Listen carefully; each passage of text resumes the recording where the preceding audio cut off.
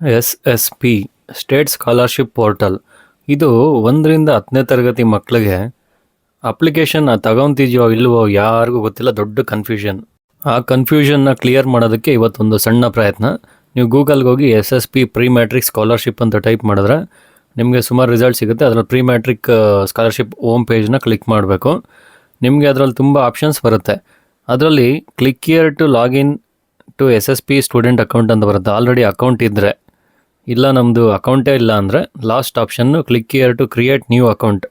ಆಧಾರ್ ಕಾರ್ಡ್ನ ಯೂಸ್ ಮಾಡ್ಕೊಂಡು ಹೊಸ ಅಕೌಂಟ್ನ ಕ್ರಿಯೇಟ್ ಮಾಡ್ಬೋದು. ಸೊ ನಾನು ಒಂದು ಸ್ಯಾಂಪಲ್ ಅಕೌಂಟ್ ಆಲ್ರೆಡಿ ಕ್ರಿಯೇಟ್ ಆಗಿರೋದು ID ಮತ್ತು ಪಾಸ್ವರ್ಡ್ನ ಯೂಸ್ ಮಾಡಿಕೊಂಡು ನಿಮಗೆ ಒಂದು ಎಕ್ಸಾಂಪಲ್ ತೋರಿಸ್ತೀನಿ.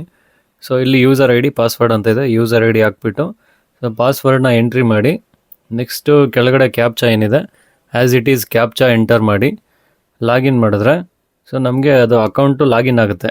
ಮತ್ತು ಅದರಲ್ಲಿ ಡೀಟೇಲ್ಸ್ ತೋರಿಸುತ್ತೆ, ಎಲ್ಲ ಯಾರ ಹೆಸರಲ್ಲಿದೆ ಅಕೌಂಟ್ ಎಲ್ಲ ಪ್ರತಿಯೊಂದು ತೋರಿಸುತ್ತೆ. ನೆಕ್ಸ್ಟ್ ಕುಟುಂಬ ID ರಿಜಿಸ್ಟರ್ ಮಾಡ್ಕೊಳ್ರಿ ಅಂತಲೂ ತೋರಿಸುತ್ತೆ, ಅದೇನು ತೊಂದರೆ ಇಲ್ಲ. ಸೊ ನೆಕ್ಸ್ಟ್ ಇಲ್ಲಿ ಸ್ಟೆಪ್ 1 ನೋಡ್ಬೋದು, ಆಲ್ರೆಡಿ ಆರೆಂಜ್ ಕಲರ್ ಇತ್ತು, ಅಂದರೆ ಅದು ಆಲ್ರೆಡಿ ಫಿಲ್ ಆಗಿತ್ತು ಫಾರ್ಮು.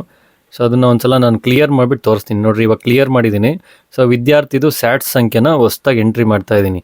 SATS ನಂಬರ್ ಅದು ಸ್ಕೂಲಲ್ಲಿ ಕೊಟ್ಟಿರ್ತಾರೆ, ಅದು ಎಂಟ್ರಿ ಮಾಡಿ ಗೆಟ್ ಡೇಟಾ ಅಂತ ಕೊಟ್ಟರೆ ಸ್ಟೂಡೆಂಟ್ ಫುಲ್ ಡೀಟೇಲ್ಸು ಫೆಚ್ ಆಗುತ್ತೆ automatically.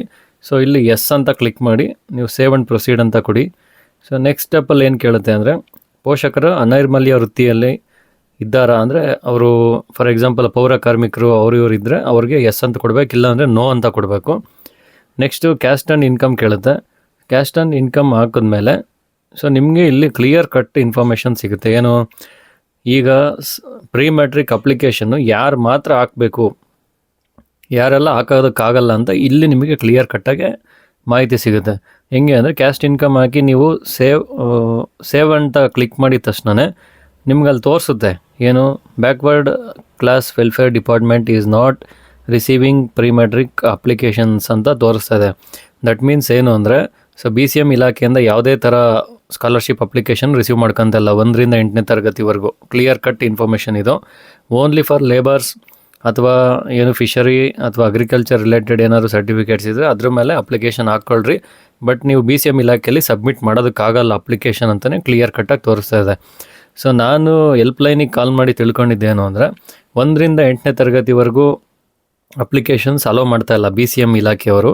So apart from that 9 ಮತ್ತು 10ನೇ ತರಗತಿ ಮಕ್ಕಳಿಗೆ ಡೈರೆಕ್ಟ್ DBT ಟ್ರಾನ್ಸ್ಫರ್ ಆಗುತ್ತೆ ಸ್ಯಾಟ್ಸ್ ನಂಬರ್ ಮೇಲೆ.